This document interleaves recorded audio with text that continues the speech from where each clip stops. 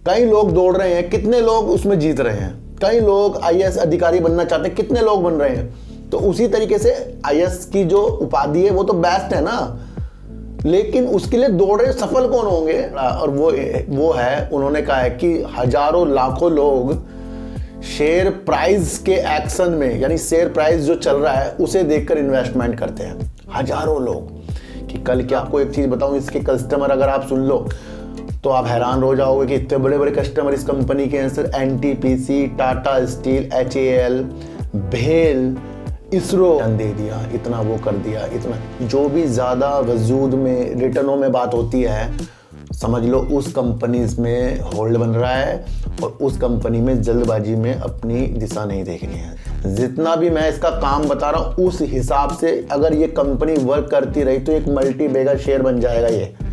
अगर ये उस हिसाब से अपने को, देखो सर क्या होता है कि आज हमें किसी विद्युत पर आधारित और उसके अंदर हमें बड़े खिलाड़ी पर नज़र रखनी है, जैसे टाटा पावर, एनएचपीसी, और आपको देखने को मिलेगा एसजेवीएन, पटेल इंजीनियरिंग, भेल, इस तरीके की जो कंपनियां हैं, किस तरीके से जो हम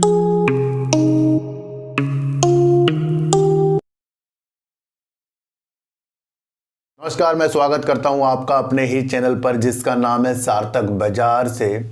आज सर अलग तरीके की एक वीडियो मैं आपके सामने प्रस्तुत करूंगा। वो होगी सर जल विद्युत पर आधारित और उसके अंदर हमें बड़े खिलाड़ी पर नज़र रखनी है, जैसे टाटा पावर, एनएचपीसी, और आपको देखने को मिलेगा एसजेवीएन, पटेल इंजीनियरिंग, भेल, इस तरीके की जो कंपनियां हैं, किस तरीके से जो हमारे ऊर्जा मंत्री हैं, यानी कि केंद्रीय ऊर्जा मंत्री श्री आर.के. सिंह जी, उन्होंने अरुणाचल प्रदेश में क्या ऐसी चीज़ कर दी जिसकी वजह से हमें अब लग रहा है, पहले भी लगता था लेकिन अब और ज़्यादा लग रहा है, क्योंकि उन्होंने पूरी क्षमताओं के साथ बताया कि जल विद्युत कितनी ज़रूरी हमारे लिए नवीनीकरण ऊर्जा के लिए है। तो ये सारी बातों को हम ध्यान रखेंगे और टाटा पावर और इस तरीके की कंपनियों पर हम एक धारणा डालेंगे, एक व्यू डालेंगे, उसके ऊपर देखेंगे। एक शेयर के ऊपर काफ़ी लोग कह रहे हैं सर चर्चा करो। देखो सर, हम यहाँ चर्चा करते हैं और एनालाइज करते हैं, इसके अलावा शेयरों को खरीदने बेचने वाली चीज़ें बिल्कुल भी इस चैनल पर नहीं होती। हम सिर्फ चर्चा करते हैं न्यूज पर और उसके जो भी चीज़ें उसके अंदर होती है। तो एक शेयर है sir Apollo micro system limited. इस शेयर के ऊपर भी काफ़ी नज़र सबकी है, क्योंकि ये कंपनी अलग विशेषताओं के साथ काम कर रही है। क्या जिस तरीके से इसके इतने सारे कस्टमर हैं, क्या उसकी सेल्स पर वो चीज़ें आ रही हैं, या फिर इसके अंदर हमें इंतज़ार काफ़ी करना पड़ेगा। देखो सर, हर एक वजूद को जानो, फिर उस पर वर्क करने की क्षमता हम आगे के लिए देख सकते हैं। पहले हम सारी चीज़ों को समझेंगे, उसके बाद देखेंगे कि जल विद्युत से हमें क्या एनएचपीसी अच्छा लग रहा है, क्या क्या चीज़ें हमें अच्छी लग रही है, और अपोलो माइक्रो सिस्टम, इन चीज़ों की विशेषताएं आज हम इस वीडियो के माध्यम से देखेंगे। तो सर इन सब की बात करने से पहले मैं आपको एक चीज़ बताऊं, कल मैंने विजय केडिया साहब जी का भी इंटरव्यू देखा है, रामदेव अग्रवाल जी का भी देखा है, और अन्य बड़े बड़े खिलाड़ी, उनका भी मैं इंटरव्यू देखता रहता हूं। तो वहाँ से कुछ ऐसे पॉइंट मिल जाते हैं जिसकी वजह से हमें अपने व्यू को और अच्छा करने की दिशा मिल जाती है। देखो सर, अभी हम हैं छोटे और वो खिलाड़ी पहले है, उन्होंने काफ़ी समय अपना उतार चढ़ाव का भी देखा है, उन्होंने कई ऐसी त्रासदी भी देख ली है जो हम नहीं देख पाए हैं, और उनका पोर्टफोलियो ग्रीन और रेड ये चलता रहा है, और उस सिस्टम से वो अपने की भावना जो है हमारे सामने रखते हैं, वो एक सच्चाई के तौर पर वैसा मार्केट में होता है। तो अगर हम अपने पोर्टफोलियो की रेडता और ग्रीनता में उलझकर ही फंस रहे हैं तो फिर हमें मार्केट में काम करना नहीं आ रहा है। भले ही आपने कोई कल शेयर लिया हो, आज वो 20-25 रुपये नीचे गिरे, या आज कोई आपने शेयर लिया, कल वो 20-25 रुपये ऊपर बढ़े, वो तो सर निरंतर चलेंगे, उस पर हमें ध्यान नहीं देना। देखो सर, सबसे अच्छा एक पॉइंट मैंने विजय केडिया साहब का इंटरव्यू से पकड़ा, और वो है, उन्होंने कहा है कि हजारों लाखों लोग शेयर प्राइस के एक्शन में, यानी शेयर प्राइस जो चल रहा है उसे देखकर इन्वेस्टमेंट करते हैं। हजारों लोग कि कल क्या प्राइस था, आज क्या प्राइस है, कल क्या होगा, तो आज क्या चल रहा है, तो उस पर उलझकर लोग इन्वेस्टमेंट करते हैं।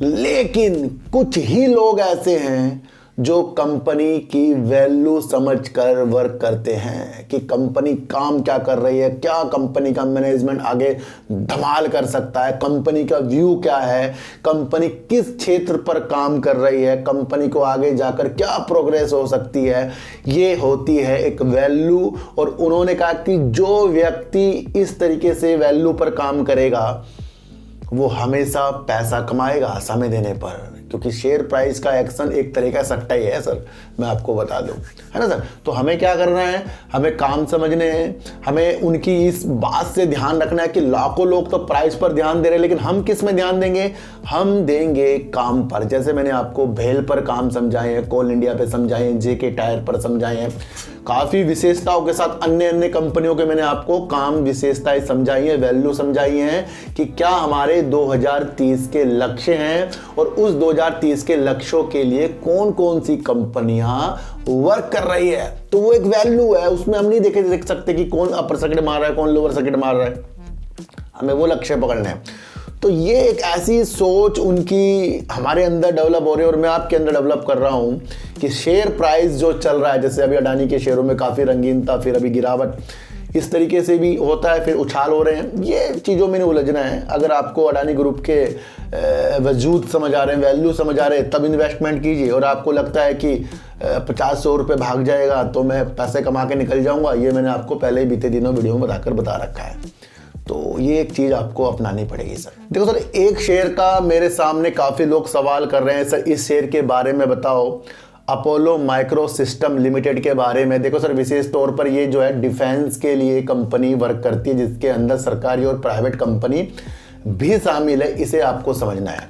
इलेक्ट्रॉनिक और इलेक्ट्रोमैकेनिकल कंपनी ये है जो एक तरह से सरकारी जो उपकरण होते हैं, सरकारी जो कंपनियां होती हैं, उसके अंदर जो भी ये समाधान करता है, जिस तरीके से रक्षा के लिए, डिफेंस के लिए, अंतरिक्ष के लिए, उसके अंदर ये अपनी सुविधाओं को बहुत अच्छा करता है, चाहे वो प्राइवेट हो चाहे सरकारी हो, उसके अंदर उस चीज़ को विकसित करता है और उसके द्वारा उसे ये बेचता भी है। तो यानी कि कंपनी का जो काम है इम्पोर्टेंट है, और इसलिए भी इम्पोर्टेंट है कि अभी आपको देखने को मिला था कि इसरो ने चंद्रयान-1 जो लॉन्च किया था, उसके अंदर भी इस कंपनी की भूमिका थी, जिसका नाम है अपोलो माइक्रो सिस्टम। देखो सर, ये चीज़ आपको समझ में आ गई कि कंपनी इलेक्ट्रॉनिक समाधानों के लिए वर्क कर रहा है और अधिकतर आपको जो आगे का वजूद और जो आपका वजूद है इलेक्ट्रॉनिक चीज़ों पे ज़्यादा है, क्योंकि इस तरीके की जो मशीन है, चाहे अंतरिक्ष में भेजनी हो या अपने उपकरणों में काम करनी हो, उसका ये एक समाधान और विकसित और उसको बेचता है। तो यहाँ से कंपनी का एक वजूद तो आ गया कि भाई टिकने वाली कंपनी है, और अधिकतर डिफेंस के चीज़ों के साथ ये कंपनी लग रही है। इलेक्ट्रॉन मैकेनिकल समाधानों के डिजाइन और उसे विकसित और फिर उसे बेचता है, ये एक इसका बेहतर स्थिति में काम होगा। देखो सर, जिस तरीके से मैं आपको एक चीज़ बताऊँ, इसके कस्टमर अगर आप सुन लो तो आप हैरान हो जाओगे कि इतने बड़े बड़े कस्टमर इस कंपनी के हैं sir. NTPC, Tata steel, HAL, भेल, इसरो, NMADC और आपका रक्षा मंत्रालय के अधीन जो सरकारी कंपनियां आती हैं, ये उसके कस्टमर हैं। ये तो कस्टमर के हिसाब से अगर देखना चाहें हम, तो ये तो बहुत बेस्ट कंपनी हमें लग रही है। लेकिन सर, जिस तरीके से हमने आपको इतने सारे कस्टमर इसके बता दिए, वैसे उभरने वाली ये कंपनी मैं आपको बता दूं, अचानक से ये कंपनी के शेयर तेजी के संकेत आपको दिखाने शुरू हो गए। नवंबर में ही इसका शेयर 121 से 154 की छलांग मार के चला गया, है ना सर। तो यहाँ पर क्या होता है, जब कोई शेयर तेजी के संकेत दिखाता है, उससे मैंने आपको कहा है उससे थोड़ा सा हमें दूर रहना है। अगर आपके जो मैं आपको बता रहा हूँ कि इतने सारे इसके कस्टमर हैं, इस विषयों में काम कर रहा है, अंतरिक्ष, इसरो, टाटा स्टील, NTPC, और अगर आपको लगता है कि वो कंपनियां कुछ वजूद में अच्छा कर रही हैं, तो तब जाकर इसके अंदर होल्ड वाली स्थिति बन रही है। सर, लॉन्ग का शेयर है, मैं आपको बता दूं, अगर ये उस हिसाब से काम कर रहा है जो मैं आपको बता रहा हूं, तो ये लॉन्ग का विषय है, छोटा विषय नहीं रखना। क्यों नहीं रखना? क्योंकि अगर हम इतने सारे इसके चीज़ें देखें, इतनी विशेषताएं देखें, तो फिर इसकी सेल्स भी तो हज़ारों करोड़ों में होनी चाहिए, लेकिन सेल्स इसकी हज़ारों करोड़ों में नहीं है। अब ध्यान रखने वाली बात यह है, सितंबर 2023 में इसने सिर्फ 87 करोड़ रुपए का सेल्स किया है और करीब 6 करोड़ रुपए करीब की इसने सिर्फ प्रॉफिट किया है। अब यही सेल इसकी सितंबर 2022 में कुल 52 करोड़ रुपए की थी। तो यानी कि 52 करोड़ से 87 करोड़ 87 करोड़ रुपए करीब 2023 में और 6 करोड़ रुपए की कंपनी कर रही है प्रॉफिट। तो उस वैल्यू के हिसाब से इसकी सेल्स नहीं है, लेकिन जिस क्षेत्र पर अंतरिक्ष में ये वर्क कर रहा है, बड़ी बड़ी कंपनियों के लिए वर्क कर रहा है, क्या इसे और ज़्यादा आगे से भी ऑर्डर मिल सकते हैं। देखो सर, ये शेयर जो है ज़्यादा न्यूज पर रहा है, इतना रिटर्न दे दिया, इतना वो कर दिया, इतना जो भी ज़्यादा वजूद में रिटर्नों में बात होती है, समझ लो उस कंपनीज में होल्ड बन रहा है और उस कंपनी में जल्दबाजी में अपनी दिशा नहीं देखनी है। आज ये अपने दिमाग में बैठ डालो कि जो कंपनी ज़्यादा न्यूज़ में आ रही है और वो कह जा रहा है कि इतना रिटर्न हो गया, इतना भागा जा रहा है, वहाँ भाग जाएगा, ये हो जाएगा, वो हो जाएगा, और यूट्यूब में आपको वो वीडियो देखने को मिल रही है तेजी वाली, तो समझ लो वहाँ अपने कदमों को हमें रोकना है। जितना भी मैं इसका काम बता रहा हूँ उस हिसाब से अगर ये कंपनी वर्क करती रही तो एक मल्टी बेगा शेयर बन जाएगा ये। अगर ये उस हिसाब से अपने को, देखो सर क्या होता है कि आज हमें किसी कंपनी के व्यू अच्छे लग गए, लेकिन आने वाले समय में वो कंपनी उस हिसाब से ना काम कर पा रही हो, क्योंकि हमें वो काम तो अच्छा दिख रहा है ना। अब हर एक काम के लिए कंपनी वर्क कर रही है, अलग अलग कंपनियां कितनी सक्सेस हो रही हैं, कई लोग दौड़ रहे हैं, कितने लोग उसमें जीत रहे हैं, कई लोग IAS अधिकारी बनना चाहते हैं, कितने लोग बन रहे हैं। तो उसी तरीके से IAS की जो उपाधि है वो तो बेस्ट है ना, लेकिन उसके लिए दौड़ रहे सफल कौन होंगे वो तो फिर उसका रिजल्ट बताता है आगे। तो वही मैं कह रहा हूं कि इसके रिजल्ट को देखते जाएंगे तो तब जाकर ये मल्टी बेगा शेयर बनेगा। वैसे इसकी हिसाब किताब जिस तरीके से है बेस्ट है, ये आपको समझना पड़ेगा।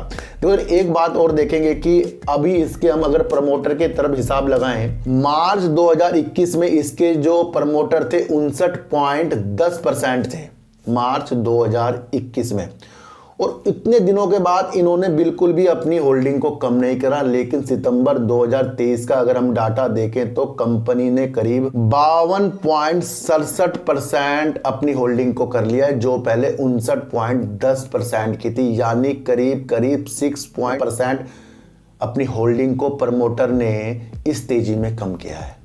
ये चौंकाने वाली चीज है सर। आपको ये ध्यान रखना है कि अभी तक के इनके प्रमोटर की स्थिति 59.10% की चल रही थी, सितंबर में ही 6.43% तक कम कर लिया है, जो अब इनकी होल्डिंग जो है करीब 52.67% की रह गई है। यानी कि प्रमोटर अपनी होल्डिंग को यहाँ से कम करें। FIs भी इसके अंदर है करीब 5.27% और DIs इसके अंदर करीब 3.31% और सबसे ज़्यादा इसके अंदर है पब्लिक जो करीब 38.76% है। तो यहाँ प्रमोटर ने अपनी होल्डिंग को इसी सितंबर में कम किया, ये भी आपको समझना है। और कंपनी का अगर हम कर्जे की बात करें तो 171 करोड़ रुपए का इनके ऊपर कर्जा है, लेकिन 404 करोड़ रुपए का इनका पास रिजर्व है जो बढ़ रहा है। तो यहाँ से कंपनी मुझे लग रही है कि अपने व्यू के साथ अगर ये काम करती गई, जिस तरीके से इसने इतनी बड़ी बड़ी रक्षा की कंपनियों के साथ वर्क किया है और आगे भी ये कर सकती है, क्योंकि कस्टमर इसके वो है जो डिफेंस के लिए ज़्यादा वर्क कर रहे हैं। जैसे भी भेल को अभी बढ़िया ऑर्डर मिला, मैंने आपको कल बताया था, और भेल डिफेंस के लिए भी वर्क करता है ना सर। तो अलग अलग जितनी भी इसकी कंपनियां इसके कस्टमर हैं, तो वो कंपनी जितनी ग्रोथ करेगी तो इसे अगर ऑर्डर मिलता गया तो तब जाकर ये बेस्ट है। वैसे ये मुझे लग रहा है कि आगे जाकर ये कुछ अच्छा कर सकती है, लेकिन होल्ड के हिसाब से। तो मैंने इसकी सारी विशेषता आपको अब बता दी है। देखो सर, अब बात करेंगे जल विद्युत जो बिजली होती है, जो जल से बिजली बनती है, उसके बारे में बात करेंगे और एक दिशा देखेंगे कि क्या हम इतना NHPC करते हैं, SJVN करते हैं, बेल करते हैं, पटेल इंजीनियरिंग करते हैं, क्या आगे जाकर हमें कुछ जल से अच्छा दिख रहा है? उसके बारे में भी आज हम एक बात करेंगे। सबसे पहले मैं आपको एक चीज़ बता दूं कि हमारे जो केंद्रीय ऊर्जा मंत्री हैं श्री RK सिंह, उनकी उपलब्धि अगर हम देखें तो वो ज़्यादा से ज़्यादा जल विद्युत पर ज़्यादा ध्यान दे रहे हैं। देखो सर, अगर हमारा देश नवीनीकरण ऊर्जा से 24 घंटे बिजली उपलब्ध करेगा तो बिना जल विद्युत के ये संभव नहीं है। ध्यान रखने वाली बात है कि अगर हमारी विशेषताएं नवीनीकरण ऊर्जा पर है और 100% हमें बिजली चाहिए तो बिना जल विद्युत के ये नहीं है। ये किसने कहा है? हमारे RK सिंह जी ने कह दिया है। हालांकि हमारे पास सौर ऊर्जा भी है, पवन ऊर्जा भी है, लेकिन सौर ऊर्जा रात को नहीं, पवन ऊर्जा हवा के साथ नहीं, लेकिन जल विद्युत जो है कंटिन्यू वर्क करती है। तो इस लक्ष्य की तरफ जो है हमारे RK सिंह इस उपलब्धि को ज़्यादा से ज़्यादा बढ़ाने वाले हैं। अगर हम बात करें कि अभी हाल ही में हमारी जल विद्युत की क्षमता कितनी है, तो वो करीब है 47,000 मेगावाट, जो करीब का 35% है कुल। लेकिन अगर आप देखें, एक हिसाब लगाएं कि विकसित देश जो हैं अपनी क्षमता 70 से 80% जल विद्युत में लेकर आ चुके हैं। एक चीज मैं आपको और बताऊं कि अगर आर.के. सिंह जी के नीति के अनुसार हम अगर जल विद्युत में ध्यान दें तो वो कह रहे हैं करीब हमारी जो निर्माणाधीन परियोजना है, जो जल विद्युत में परियोजना हो रही है, वो आगे जो भविष्य में होगी वो 70,000 मेगावाट की होगी थर्मल पावर की तुलना में। थर्मल पावर की कितने की परियोजना है? 22,000 मेगावाट की। तो वो जल विद्युत की परियोजना हमारी 70,000 मेगावाट की निर्माणाधीन है, जो आगे हो सकती है। ये चीजें मैंने आपको इस उपलक्ष्य में बता दी कि आगे जाकर अब मैं आपकी दिशा जो दिखाने वाला हूं वो जल विद्युत में दिखाने वाला हूं। देखो सर, सबसे पहले बता दूं, एसजेवीएन आपको जल विद्युत में काम करता हुआ नजर आ रहा है। भेल भी इस समाधान के लिए वर्क करता है। पटेल इंजीनियरिंग भी मैंने आपको बताया था कि ये कहीं ना कहीं जल विद्युत के लिए बेस्ट वर्क करता है, और इसको भी एनएचपी से और भेल को दोनों को ऑर्डर मिला है इनकी एक परियोजना के लिए। तो वो तो सारी परियोजना जितनी भी हमारे देश में चल रही है वो 70,000 मेगावाट की वो आगे है, निर्माणाधीन है। लेकिन कुल परियोजना जो हमारे परीक्षण की जा रही है, जो निर्माणाधीन है, वो अरुणाचल प्रदेश में है। वो है 13 निर्माणाधीन जल विद्युत परियोजना। उसका परीक्षण और अरुणाचल प्रदेश का दौरा किसने किया? असम में हमारे ऊर्जा मंत्री आर.के. सिंह जी ने। उन्होंने एक बात बोल दी है कि अगर 24 घंटे अगर हमें बिजली चाहिए तो हमें डिपेंड रहना पड़ेगा जल विद्युत में, और उसके लिए वो जो काम कर रहे हैं, देखो सर, वो कह रहे हैं कि जो भी हमारी परियोजना चल रही है वो समय के अनुसार चल रही है, जैसी चलनी थी वैसी चल रही है। तो इसका मतलब प्रगति के ऊपर है। पिछले साल की तुलना में मैं आपको बताऊं, पिछले साल की तुलना में अगस्त, सितंबर, अक्टूबर में ही, इन 3 महीनों में ही 20% की बढ़ोतरी हुई है जल विद्युत में। और सबसे बड़ा खिलाड़ी कौन है देश में? एनएचपीसी है।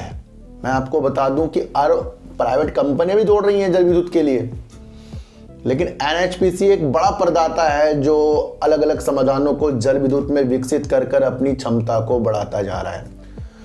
सुबनसिरी एक परियोजना है जो 2000 मेगावाट की है। उसे कौन विकसित कर रहा है? एनएचपीसी कर रहा है, जो अरुणाचल प्रदेश में है। देखो सर, 13 जो परियोजना है वो है हमारी अरुणाचल प्रदेश में। वो कितने मेगावाट की है? 13,000 मेगावाट की परियोजना। और इसके विकसित होते, इस परियोजना को चलते ही करीब कितना निवेश आ सकता है? 1.4 लाख करोड़ का। तो ये एक दिशा दिखा रहे हैं हमारे आर.के. सिंह जी की। अरुणाचल प्रदेश में 13 निर्माणाधीन जो परियोजना है उसके अंदर 1.4 लाख करोड़ का निवेश आने की संभावना बढ़ जाएगी। तो ये बहुत बड़ी बात बोल दी, और ये सारी की सारी है जल विद्युत में। तो सर, मैं आपको अलग अलग तरीकों से जल विद्युत में पहले भी बता चुका हूँ। एनएचपीसी की विशेषताएं आपको पहले भी मैं दिखा चुका हूँ, लेकिन इस बार की ये परियोजना अभी हाल ही की है। ये हाल ही में दौरा उन्होंने किया है, और वहाँ पर उन्होंने बहुत बहुत बड़ी बड़ी बातें जो हैं जल विद्युत के ऊपर हमें बताई हैं। और क्षमता जिस तरीके से वो बताते जा रहे हैं जल विद्युत में, मेरा मतलब है कि जब उन्होंने कह दिया कि 24 घंटे बिजली बिना जल विद्युत के नहीं मिल सकती, तो इम्पोर्टेंट क्या लग रहा है ये तो आपको खुद मैं कह रहा हूँ कि वैल्यू जानिए। शेयर प्राइस तो सर सबको दिखते हैं, वैल्यू किस किस को दिखती है? यही चीज़ मैंने उनकी पकड़ी है विजय केडिया साहब की, कि भाई शेयर प्राइस तो हमारे सामने है ना, पहले क्या था, अब क्या प्राइस है, आगे का हम अनुमान लगाएंगे। लेकिन वैल्यू किसे किसे दिख रही है कि जल विद्युत इतनी तेजी के साथ ग्रोथ करेगा, और सारी विशेषताएं आपको मैंने एक से एक इसके अंदर बताई है। सुमनसिरी 2000 मेगावाट के जो 13 मेगा निर्माण इनकी परियोजना है, उस पर ध्यान आपको रखना है। दूसरा, इसी तरीके की परियोजना जम्मू एंड कश्मीर में भी चल रही है, जो करीब 5 निर्माणाधीन परियोजना है।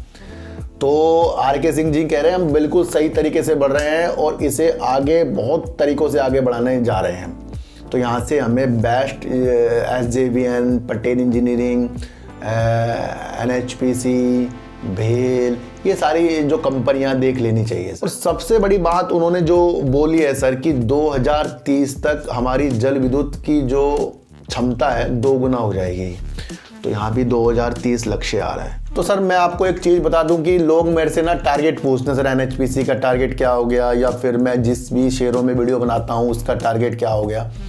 देखो सर, मैंने आपको कई बार बताया है कि जैसे जो विजय केडिया साहब भी कह रहे हैं, और वैसे मैं आपको बता रहा हूँ, आप पिक्चर तो देखिए कि जल विद्युत में ये काम हो रहा है या नहीं हो रहा है, ये आपको अनुमान लगाना है। और जब ये काम पूरे हो जाएंगे तो शेयर प्राइस क्या होगा, ये आपको अनुमान लगाना है। कौन कौन कंपनियां जो हैं जल विद्युत के लिए दौड़ रही हैं, उस पर आपको अनुमान लगाना है। और अगर हम अनुमान लगाएं तो मेरे नज़र में आ रहा है टाटा पावर। देखो सर, टाटा पावर जो है जल विद्युत के लिए अग्रणी हो रहा है और बड़ी तेजी के साथ अपने को विकसित कर रहा है। और महाराष्ट्र में करीब 2 पंप वाली परियोजना जो जल विद्युत में, वो 2024 के मध्य में शुरुआत कर सकता है, जो करीब 2800 मेगावाट की होगी। सर बहुत बड़ी बात कर रहा है टाटा पावर सर, जो 2800 मेगावाट की परियोजना 2024 में 2 पंप वाली परियोजना है उनकी ये। और इसके अंदर वो खर्च जो करेगा करीब 13,000 करोड़ रुपए जल विद्युत की इस परियोजना के लिए करेगा। और आगे आगे 2027 तक करीब टाटा पावर 60,000 करोड़ रुपए इस तरीके की परियोजना के लिए पूंजीगत व्यय करेगा, यानी निवेश करेगा। देखो सर, मैं आपको एक चीज़ बताऊं कि जो भी हमारे मंत्री और जो भी कंपनी किसी लक्ष्य के लिए दौड़ रही है, फिलहाल जल विद्युत में हो या फिर थर्मल पावर में, तो वो किसके लिए? बिजली की डिमांड को पूरा करने के लिए। हमारे देश को ज़रूरत क्या है कि वो जल विद्युत में जा रहा है, सोलर में जा रहा है, पवन में जा रहा है। एक तो देश को प्रदूषण मुक्त बनाना है, दूसरा हमें आयात पर निर्भर कम रहना है, गैस और तेल पर, और तीसरा हमें स्वच्छ बिजली अगर मिलेगी तो उसके अंदर बिना जल विद्युत की चीज़ों के साथ नहीं होगा। और जो व्यू मंत्रियों के हिसाब से, सरकार के हिसाब से, कंपनियों के हिसाब से बनते हैं, वो एक वैल्यूएबल होता है। वहाँ उन चीज़ों को आपको समझना पड़ता है। तो टाटा पावर भी अपनी परियोजना जो है स्टार्ट 2024 में करने वाला है, जो होगी 2800 मेगावाट की। तो यहाँ से आपको अपनी सारी स्थितियों को समझना है सर, किसी की भी बातों में नहीं आना है। मैं आपको सिर्फ वैल्यू समझा रहा हूँ, काम समझा रहा हूँ, और काम आपको समझकर चलना है।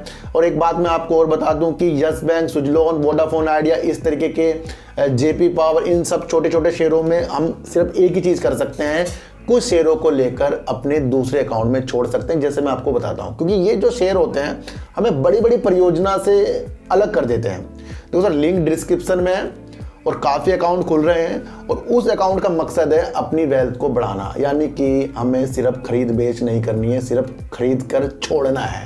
यानी कि खरीदना फिर बेचना फिर खरीद, ऐसे उसमें नहीं करना है। हमें सिर्फ लेना है और सिप लगानी है, और वो होंगी अच्छे शेयरों में या फिर जो आपको अच्छे लगते हैं। तो लिंक डिस्क्रिप्शन में उसे आप देख लेना। तो ये वैल्यूएबल जो शेयरों के बारे में मैंने आज आपको बताया, वो पूर्णतया जल विद्युत पर आधारित था, और थर्मल पावर के ऊपर भी मैं पहले बता चुका हूँ, वो भी साथ साथ चलेगा। तो अब SJVN हो गया, पटेल हो गया, NHPC हो गया, अब इनके, और टाटा पावर हो गया, अब इनकी उपलब्धि अब आपको खुद ब खुद खोजनी है। अपोलो माइक्रो सिस्टम आने वाले सालों में अच्छा हो सकता है, लेकिन अगर इसको बहुत अच्छा होना होगा तो फिर इसे और ज़्यादा ऑर्डर और ज़्यादा सेल्स करके हमें दिखानी होगी। प्रमोटर ने अपनी होल्डिंग कम कर दी है, विषय बनाइए, लेकिन जिस तरीके से इसके कस्टमर, जिस तरीके से इसका वर्क डिफेंस से जुड़ गया है ना, हो सकता है अचानक से कुछ अच्छे ऑर्डर मिल जाए, मिल सकते हैं, कोई बड़ी बात नहीं है। तो सारी स्थितियों को आपको समझना है। टाटा पावर हो, SJVN हो, पटेल इंजीनियरिंग हो, या NHPC हो, या फिर जल विद्युत में जो चीज़ें मैंने आपको बताई, उसको आपको अध्ययन दोबारा से करना है। और अपोलो माइक्रो सिस्टम पर भी आपको विशेषता सिर्फ होल्ड वाली बनानी है, जल्दबाजी वाली इस शेयर में बिल्कुल भी नहीं बनाना, क्योंकि वो स्थिति अभी इसकी नहीं है जिस स्थिति से हम देख रहे हैं। अब ये जब भी मल्टीबैगर बनेगा तो कई सालों बाद बनेगा, पर वो सेल्स को बढ़ा कर बनेगा। तो सच्ची वीडियो देखिए, अच्छी वीडियो देखिए, समझ कर देखिए, किसी की भी बातों में आना नहीं है, चाहे मैं ही क्यों ना हूँ। आपको सिर्फ वैल्यू समझनी है, शेयर प्राइस पर नहीं घूमना होना है। विजय केटिया साहब ये बोलते हैं। तो सर, चींटी को हटा दीजिए, गाय को रोटी दीजिए, और अपने बच्चों को ज़्यादा से ज़्यादा प्यार कीजिए, क्योंकि बच्चे ही आपकी मासूमियत से किस्मत पलटेंगे। तो फिर मिलेंगे आपसे नई वीडियो के साथ, जब तक के लिए नमस्कार।